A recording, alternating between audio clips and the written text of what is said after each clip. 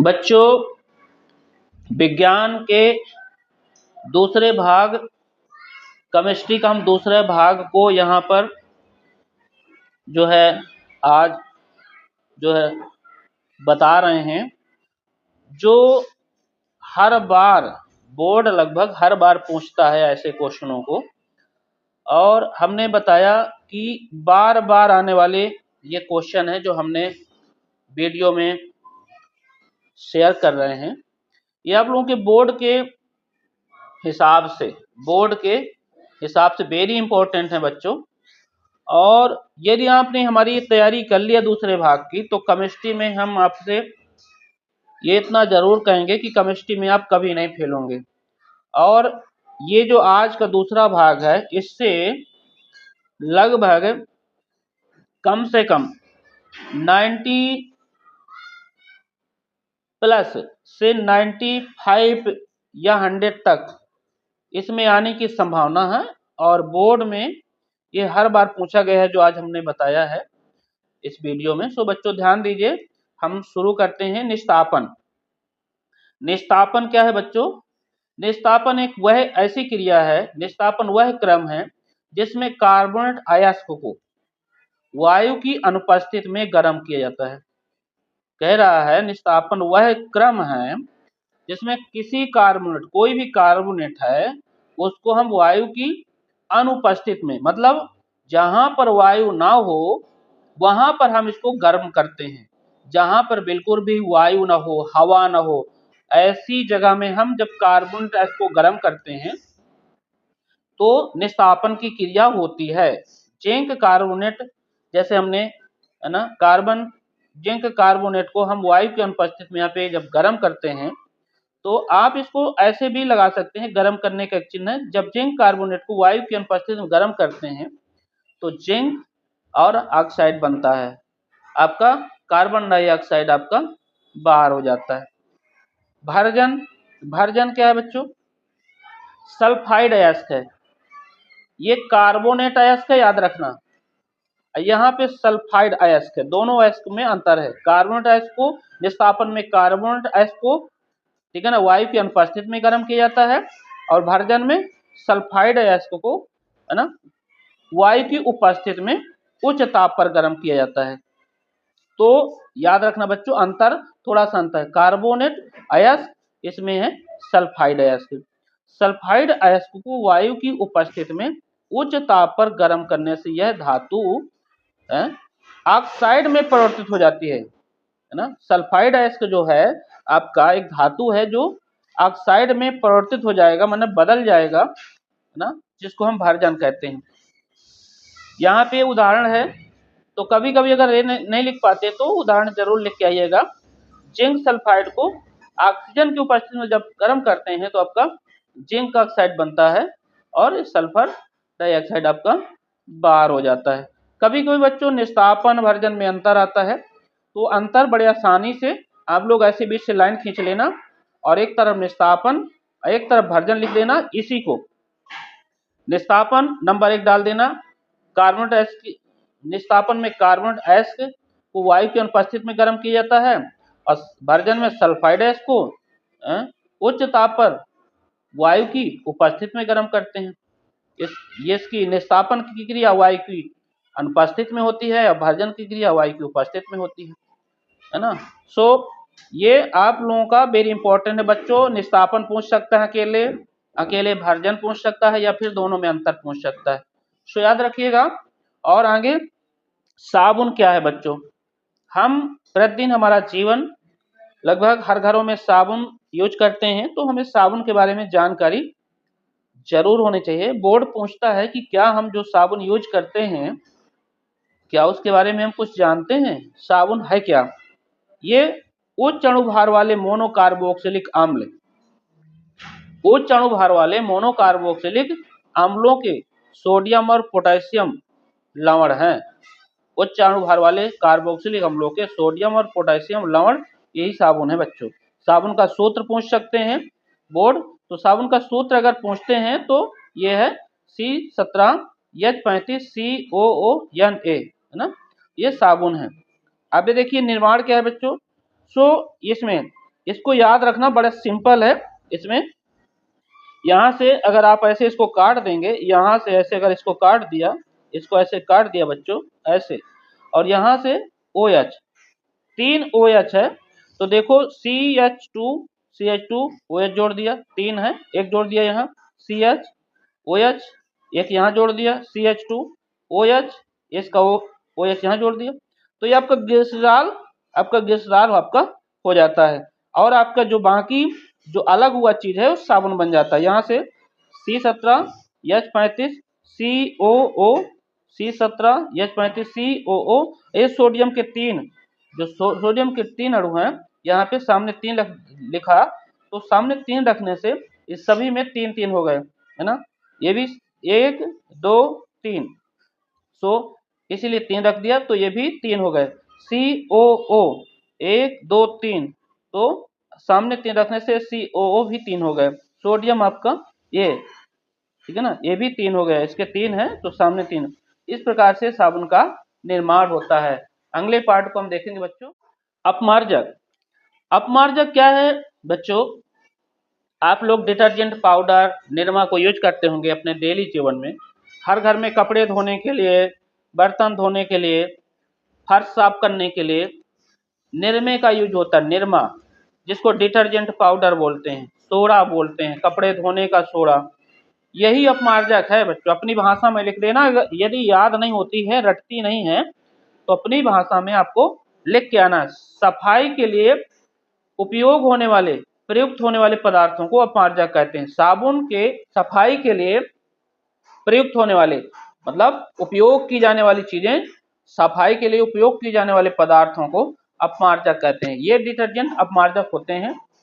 Detergent एक विशेष प्रकार का कार्बोनिक यौगिक है, जिसमें साबुन के समान सफाई का गुण विद्यमान होता है। ये अपमार्जक साबुन नहीं होते हैं, पर साबुन के समान इनके अंदर गुण होता है, परंतु ये स्वयं साबुन नहीं होते हैं। डिटर्जेंट का शुष्क रूप डिटर्जेंट पाउडर, जिसको हम निरमा कहते हैं, इसको डिटर्जेंट पाउडर कहते हैं। ये 3 रूपों में पाया जाता है। डिटर्जेंट पाउडर के रूप में, डिटर्जेंट केक के रूप में जो हम साबुन यूज करते हैं, और लिक्विड के रूप में तरल डिटर्जेंट, है ना। तो ये तरल डिटर्जेंट होता है जिसमें हाथ धोते हैं, सो ये अपमार्जक है। इसका उदाहरण ये है लारिक एल्कोहल, ये C12H25OH।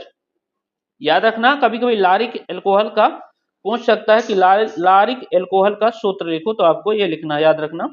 और ये सल्फ्यूरिक अम्ल है, जिसको तेजाब कहते हैं, है ना, सल्फ्यूरिक अम्ल, तेजाब। तो सल्फ्यूरिक अम्ल के साथ, तेजाब के साथ क्या है, लारिक एल्कोहल को मिलाया जाता है, तो आपका क्या बन गया, लारिक सल्फ्यूरिक अम्ल बन गया। लारिक सल्फ्यूरिक अम्ल, यही आपका क्या है, अपमार्जक है बच्चों, है ना। और जल आपका प्लास्टर ऑफ पेरिस, हर बार पूछा जाने वाला क्वेश्चन है बच्चों, है ना।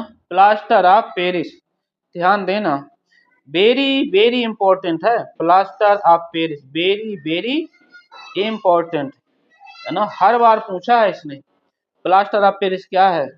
ये जल्दी जमने वाला जिप्सम प्लास्टर, जिसमें एक महीन सफेद पाउडर होता है, जो गीला होने और सूखने पर सख्त हो जाता है। बच्चों, ये प्लास्टर ऑफ पेरिस आप देखा होगा, प्लास्टर ऑफ पेरिस घरों में पुट्टी करते हैं, एक वो भी आपका एक प्रकार का प्लास्टर ऑफ पेरिस है। जब किसी के प्लास्टर करते हैं, हाथ में पट्टा बांधते हैं, कोई हड्डी टूट जाती है ना, डॉक्टर लोग पट्टी बांधते हैं, पक्की, फिर कच्चा प्लास्टर, पक्का प्लास्टर, उसमें भी प्लास्टर ऑफ पेरिस का यूज होता है। मूर्तियों के सांचे बनाने में, शल्य चिकित्सा प्लास्टर में, दंत चिकित्सा में, दांतों के सांचे बनाने में होता है। तो प्लास्टर ऑफ पेरिस का उपयोग लगभग बहुत ज्यादा होता है, और ये वेरी इंपॉर्टेंट भी है। सो प्लास्टर ऑफ पेरिस कोई कठिन चीज नहीं है, ये प्लास्टर करने वाला एक प्रकार का पदार्थ है ना। प्लास्टर है, पुट्टी करते हैं घरों में। बच्चों ध्यान देना, तो जल्दी जमने वाला एक क्या है, जिप्सम प्लास्टर है, जिसमें एक महीन सफेद पाउडर होता है ना। पानी में गीला करने से ये जब हवा लगती है तो पूरा एकदम सूख जाता है और सख्त हो जाता है एकदम, है ना, सीमेंट की तरह। सो एक प्रकार का सीमेंट कह सकते हैं जो, ठीक है ना। जल्दी जमने वाला जिप्सम प्लास्टर है, जिसमें एक महीन सफेद पाउडर होता है, जो गीला होने और सूखने पर क्या हो जाता है, सख्त हो जाता है, माने कठोर हो जाता है। प्लास्टर ऑफ पेरिस का सूत्र बच्चों कैल्शियम सल्फेट है ना, आधा आपका H2O जल है, ये आपका प्लास्टर ऑफ पेरिस का सूत्र है। उदाहरण कैसे बनता है, जिप्सम को जब गर्म किया जाता है 373 है ना, 373 के पर जिस ऊष्मा को दी जाती है तो आपका प्लास्टर ऑफ पेरिस का निर्माण हो जाता है। कभी कभी विकल्पी में बच्चों पूछता है प्लास्टर ऑफ पेरिस का सूत्र, तो याद रखना ये भी वेरी इंपॉर्टेंट है। कैल्शियम सल्फेट हो गया आपका, ये आपका कैल्शियम सल्फेट, H2 यहाँ पे 2 है तो आपका आधा यहाँ हो गया और आपका 3/2 H2 यहाँ हो गया। ये आपका प्लास्टर ऑफ पेरिस ये होगा जिसको पीओपी भी कहते हैं। बच्चों ध्यान देना, इसके आगे भाग में हम चलते हैं इसको उपयोग के बारे में। प्लास्टर ऑफ पेरिस के उपयोग बच्चों मूर्तियां, खिलौने बनाने में अगर उपयोग आता है तो उपयोग बहुत सरल है। मूर्तियां खिलौने बनाने में, उनके सांचे बनाने में, चाक बनाने में, पढ़ाई में यूज होता है। सांचा सांचा जब बनाते हैं कोई मॉडल बनाने में है ना, शल्य चिकित्सा में, प्लास्टर करने में, दंत चिकित्सा में, प्रतिस्थापन, दांत के सांचे बनाने में है ना। सो प्लास्टर ऑफ पेरिस के उपयोग इतने याद कर लेना। इन्हीं में से आपको 2 नंबर का आता है तो 2 लिखना है, 3 नंबर का है, 4 नंबर का आता है तो 4 लिखना है, इससे ज़्यादा नहीं पूछेंगे। सो ध्यान देना, 2 नंबर का पूछता है तो 4 नहीं लिखना, 3 नहीं लिखना, आप लोगों का समय खराब होगा बच्चों। सो लिखने के लिए समय का विशेष ध्यान देना, जितने नंबर का है उतना ही लिखना, ज़्यादा लिखने से ज़्यादा नंबर नहीं मिलेंगे। 2 नंबर का है तो 2 नंबर ही मिलेंगे। विरंजक चूर्ण क्या है, विरंजक चूर्ण कैल्शियम, ऑक्सीजन और क्लोरीन का एक यौगिक है जिसमें कैल्शियम, ऑक्सीजन और क्लोरीन तीनों को मिलाने से एक पदार्थ बनता है, यौगिक बनता है ना। इसे चूने का क्लोराइड भी कहते हैं, इसे चूने का क्लोराइड भी कहते हैं। ये बच्चों विरंजक चूर्ण जो होती है ना, ये ध्यान देना, कभी कभी इसको जो है कुएं में डालते हैं, कुएं के कीड़े मारने के लिए है ना, विरंजक चूर्ण को है ना। इसको और भी कई नामों से गांव में लोग जानते हैं। तो विरंजक चूर्ण क्या है, कुएं में पानी को शुद्ध करने में है ना। तो विरंजक चूर्ण पूछेगा 2 नंबर का तो आपको इतना याद कर लेना, ठीक है ना। ये उदाहरण लिखना बहुत जरूरी है, उदाहरण अगर आप लिखते हैं तो आपके नंबर मजबूत हो जाते हैं, आपके नंबर कटते नहीं बच्चों। तो एक प्रकार का चूर्ण है जो कैल्शियम, ऑक्सीजन, क्लोरीन से मिलकर के बना होता है। अपनी भाषा में लिखना, कैल्शियम, ऑक्सीजन, क्लोरीन से मिलकर बना हुआ एक चूर्ण है जिसको विरंजक चूर्ण कहते हैं। इसे चूने का क्लोराइड भी कहते हैं। चूने का क्लोराइड नाम से कभी पूछ सकता है तो याद रखना चूने का क्लोराइड विरंजक चूर्ण ही है। इसको कैसे बनाते हैं, इसका उदाहरण कैल्शियम हाइड्रॉक्साइड, शुष्क बूझा चूना है, शुष्क बूझा हुआ चूना है, लेकिन शुष्क चूना है, सूखा हुआ। इसको क्लोरीन के साथ जब मिलाते हैं है ना तो आपका क्या है, विरंजक चूर्ण बन जाता है। बच्चों ध्यान देना, आपका जल अलग हो जाता है। उपयोग पेयजल को शुद्ध करने में, अभी हमने बताया था कि कुएं में डालते हैं ना, पीने का पानी हमारा शुद्ध है, सही नहीं है तो उसमें थोड़ा सा डाल दो। रोगाणुनाशक में है ना, रोगाणुनाशक में, वस्त्र उद्योग में सूती व लिनन के विरंजन में, लॉन्ड्री में साफ कपड़ों के विरंजन में, क्लोरोफार्म बनाने में। तो याद रखना 5 हमने यहाँ पे बताया है, 5 में से अगर आपने 3-4 याद कर लिया तो आपके लिए पर्याप्त है, क्योंकि 5 नंबर का बहुत कम पूछता है, 3 नंबर में, 2 नंबर में, कभी कभी 4 नंबर में पूछ सकता है। तो 4 इसके याद कर लेना ज़्यादा से ज़्यादा। आगे बच्चों बेकिंग सोडा क्या है, खाने का सोडा हमारे हर घरों में यूज होता है। सो बेकिंग सोडा के बारे में आप लोगों को ध्यान देना है, आता है, वेरी इंपॉर्टेंट है, बहुत बार पूछा है बेकिंग सोडा, और ऐसी सरल चीजें पूछता है बोर्ड, ताकि आप लोगों का जो नॉलेज है कितना है ना, आप लोगों की कितनी जो है समझने की क्षमता बड़ी है, इसलिए बोर्ड ऐसे सवालों को पूछता है। बेकिंग पाउडर के नाम से खाने वाला सोडा है ना। यह एक क्षारीय सफेद पाउडर है, आधुनिक रसोई में सर्वत्र, सर्वत्र का मतलब सब जगह पाया जाता है, आधुनिक का मतलब आजकल की रसोई में लोग सब जगह है ना, सब लोग रखते हैं अपने किचन में। दाल को जल्दी पकाना है ना, या फिर दूध को फटने से बचाना है तो दूध में डाल देते हैं तो दूध हमारा फटता नहीं है, बचा रह जाता है ना। खाने को जल्दी बनाने में यूज किया जाता है।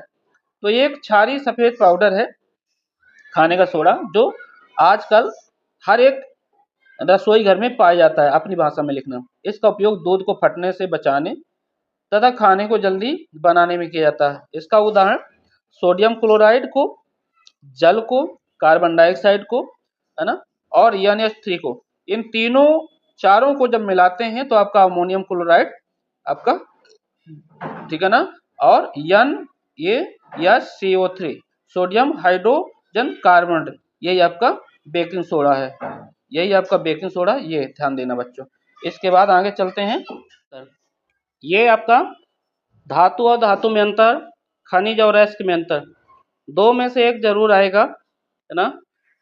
3 नंबर में, 4 नंबर में, ये 2 नंबर में, 2 नंबर भी पूछ सकता है, बहुत कम 2 नंबर की आशा रहती है, लेकिन 4 नंबर में इसके आने की संभावना ज़्यादा रहती है। धातु और धातु में अंतर लिखना बड़ा सरल है। धातु में विशेष चमक होती है, आपको ये विशेष नहीं याद रहता। धातु में चमक होती है, सीधे सीधे लिख देना, धातु में चमक होती है, अधातु में चमक नहीं होती है।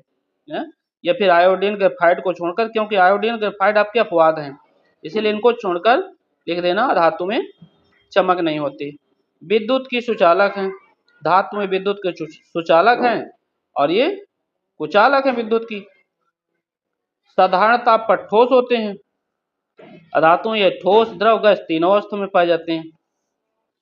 धातुएं तन्न होती हैं, तन्न का मतलब खिंचती हैं, तनती हैं जब उनको पीटते हैं गर्म करके, है ना। अधातुएं क्या हो जाती हैं, तन्न नहीं होती हैं, भंगुर हो जाती हैं, है ना, तोड़ जाती हैं, बिखर जाती हैं। धातुएं पारदर्शी नहीं होती, लेकिन ये दोनों होती हैं, पारदर्शी भी होती हैं, अपारदर्शी भी होती हैं, ध्यान देना। ध्वनि उत्पन्न करती हैं धातुएं, ये ध्वनि उत्पन्न नहीं करती हैं। बड़े सरल हैं, हमने 7 ठो लिखाए हैं। अम्लों से अपक्रिया करके हाइड्रोजन गैस देती हैं, ये हाइड्रोजन गैस नहीं देती, अम्लों से अपक्रिया नहीं होती है इनकी। सो बड़े सरल भाषा में बच्चों, चमक होती है, इनमें चमक नहीं होती। सुचालक है विद्युत की, विद्युत के कुचालक हैं। ताप पर ठोस होते हैं, ये तीनों अवस्था में होते हैं, ठोस, द्रव, गैस तीनों में पाए जाते हैं। ये तन्न होती हैं, अधातु में तन्न नहीं होती हैं। पारदर्शी हैं, अधातु में पारदर्शी अपारदर्शी दोनों होती हैं। धातुओं को पीटने पर ध्वनि होती है, अधातुओं को पीटने पर ध्वनि नहीं होती है। अम्लों से अपक्रिया करके हाइड्रोजन गैस देती हैं, अम्लों से अपक्रिया नहीं होती। सो इस तरह से बच्चों याद करना है, ध्यान देना। ये आप वीडियो को बार बार देखोगे, बार बार सुनोगे तो बहुत सरल है। अपनी भाषा में आप लोगों को लिखना है। धातु में चमक होती है ना, अधातु में चमक नहीं होती, आयोडीन के फाइट को छोड़कर। विद्युत के सुचालक हैं, विद्युत के कुचालक हैं। धातु में साधारण ताप पर ठोस गैस होते हैं, अधातु यह ठोस, द्रव, गैस तीनों अवस्था में पाए जाते हैं। धातु में तन्न होते हैं, जब इनको गर्म करके पीटा जाता है।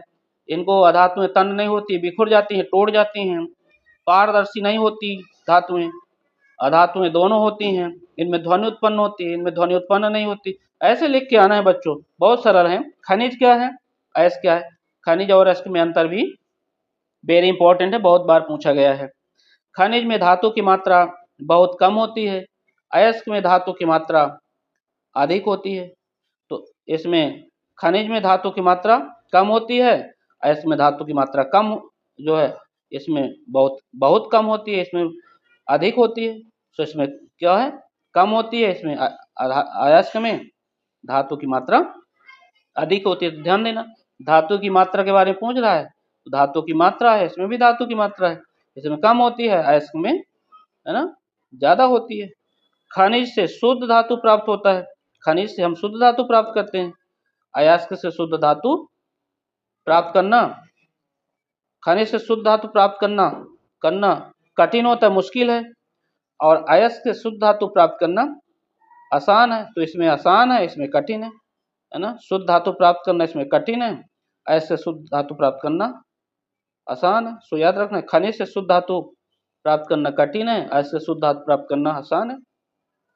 सभी जितने भी खनिज हैं अयस्क नहीं होते, अयस्क नहीं होते। जैसे अभ्रक हो गया आपका, लिमोनाइट हो गया, तो सभी खनिज क्या है, अयस्क नहीं होते। सभी खनिज क्या है, अयस्क होते हैं, अयस्क होते हैं, और ये अयस्क नहीं होते, है ना। बॉक्साइट है इसका उदाहरण, क्रायोलाइट है।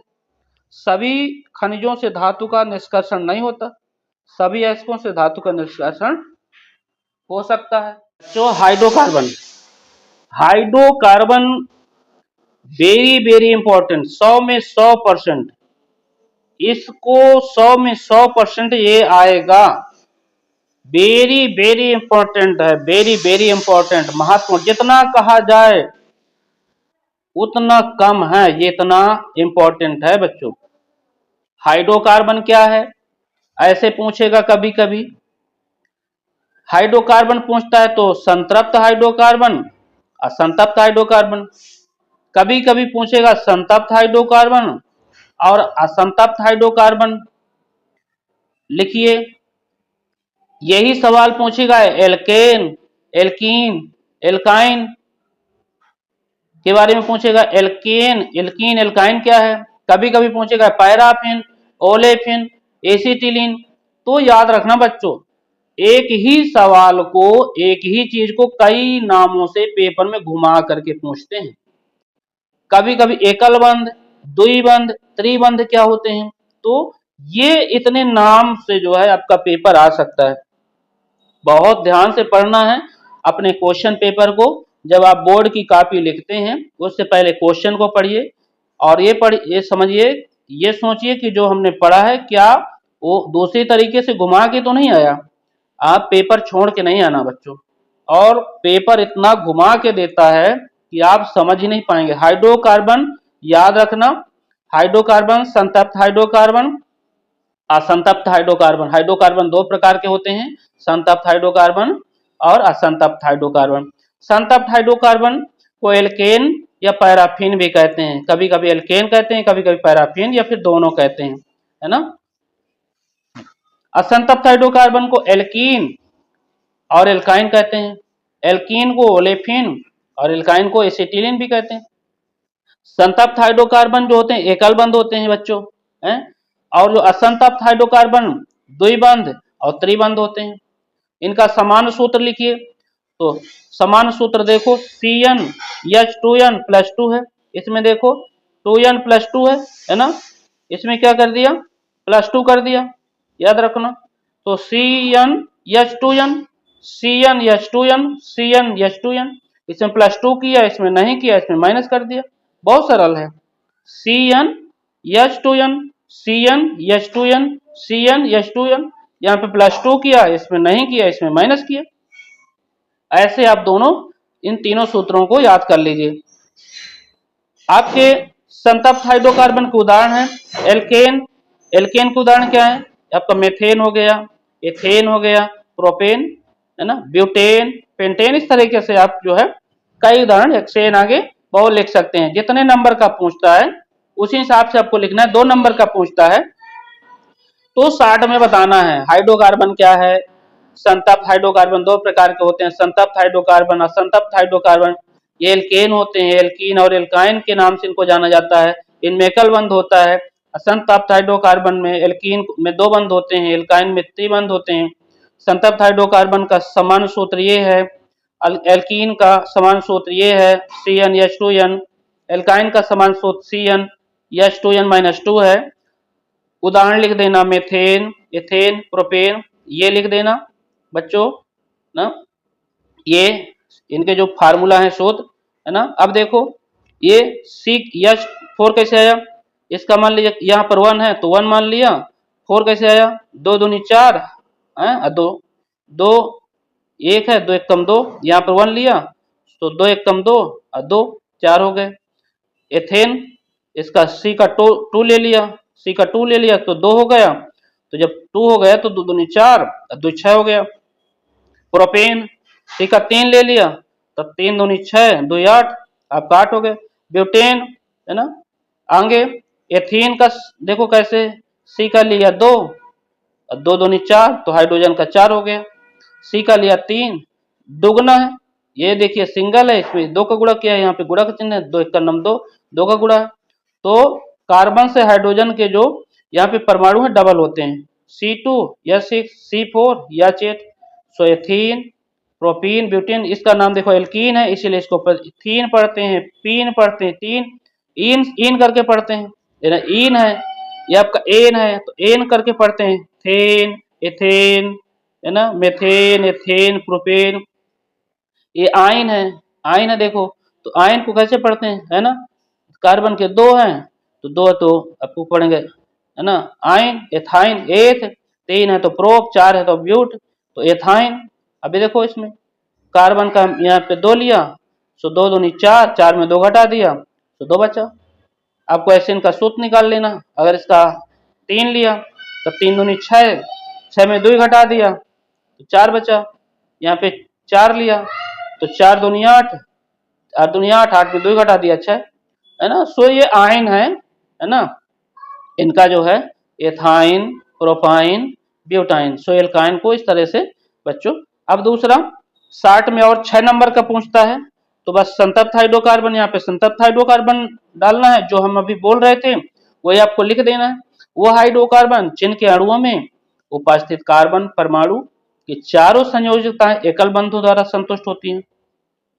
संतप्त हाइड्रोकार्बन में क्या होता है, एकल बंध होता है। आपको लिखना है संतप्त हाइड्रोकार्बन जिनके अणुओं में उपस्थित कार्बन परमाणुओं की चारों संयुक्ताएं एकल बंधु द्वारा बंधी होती हैं, संतुष्ट होती हैं। तो इनमें देखिए एकल बंध द्वारा, यहाँ पे एक सिंगल बंध है, सिंगल बंध, सिंगल बॉन्ड जिसको बोलते हैं, ये सभी बंध सिंगल बॉन्ड द्वारा है, कहीं भी डबल बंध नहीं है। तो इसीलिए संतप्त हाइड्रोकार्बन के मेथेन यही है ना। देखो मेथेन CH4 हो गए आपका, यहाँ पे CH4, इसकी संरचना एक इधर एक इधर एक इधर ऐसे। इसमें देखो दो है, इसमें दो है ए, अब ऐसे इधर जुड़ेगा एक इधर, है ना। तो ये कार्बन परमाणु के चारों तरफ से बंधे होते हैं ऐसे चारों संयुक्ता, ये ऐसे चारों संयुक्ता ऐसे चार तरफ को ये संयुक्ता ऐसे हो गए ऐसे। प्रोपेन में एक दो तीन हाइड्रोजन का सब ऑटोमेटिकली हाइड्रोजन आप निकाल आएंगे, एक एक के साथ में चार हाइड्रोजन, दो के साथ में आपके क्या हो जाएंगे, तीन इधर जुड़ेंगे, तीन इधर, छह हो जाएंगे, है? एक दो तीन, एक दो तीन, चार पाँच छह सात आठ, आपके आठ हो गए, तीन के साथ आठ। सो ये आपके प्रोपेन है ना। तीन है तो प्रोपेन, दो है तो एथेन, एक है तो मेथेन। असंतप्त हाइड्रोकार्बन वे हाइड्रोकार्बन जिनके अणुओं में उपस्थित कार्बन परमाणुओं को एक एक संयोजकता बंध बनाने के बाद कार्बन परमाणु की शेष संयोजकताओं को संतुष्ट करने के लिए कार्बन परमाणु उपलब्ध नहीं होते। यहाँ पे क्या कह रहा है बच्चों, वे हाइड्रोकार्बन जिनके अणु में उपस्थित कार्बन परमाणुओं को एक एक संयोजकता बंध बनाने के बाद कार्बन परमाणु को शेष संयोजकताओं को संतुष्ट करने के लिए, पूरा करने के लिए कार्बन परमाणु वहां पर उपलब्ध नहीं होंगे, कार्बन परमाणु वहां पे नहीं होंगे, और अणु में उपस्थित दो कार्बन परमाणुओं को आपस में फिर दो बंध और तीन बंध से जोड़ दिया जाता है, द्विबंध और त्रिबंध बनाना पड़ता है। इसी को असंतृप्त हाइड्रोकार्बन कहते हैं। इसी के नाम से असंतृप्त मतलब जो तृप्त नहीं है, असंतृप्त हाइड्रोकार्बन। ये संतृप्त है, जो तृप्त हो गया, इसको उपलब्ध नहीं हो पाए, इसीलिए इसका नाम वे हो गया असंतृप्त।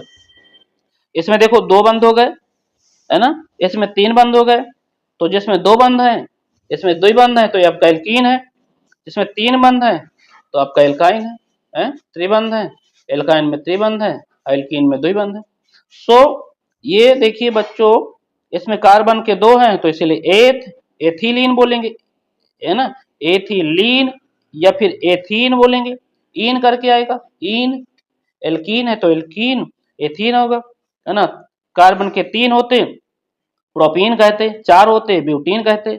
इसमें कार्बन के दो हैं तो एथाइन है, इसको एसिटिलीन बोलते हैं, जैसे यहाँ पे लिखा है, क्योंकि दो बंध से इसकी संरचना शुरू होती है तो इसीलिए इसका नाम एसिटिलीन है, एल्काइन है, ये एल्कीन है। सो इस प्रकार से बच्चों आज की इस वीडियो में हमने जो भी बताया है, आप अपने साथियों को जो कक्षा 10 में, अपने रिश्तेदार में, अपने पहचान वाले हैं, उन सबको वीडियो शेयर करो बच्चों, ताकि जो पेपर होने वाले हैं उनसे सभी जो है इन महत्वपूर्ण सवालों को, महत्वपूर्ण जो प्रश्न हैं इनको कर सकें। क्योंकि यदि हम भला करेंगे तो हमारे साथ भी भला होगा बच्चों। वीडियो को देखने के बाद सब्सक्राइब जरूर करना विशेष विनती है बच्चों। धन्यवाद।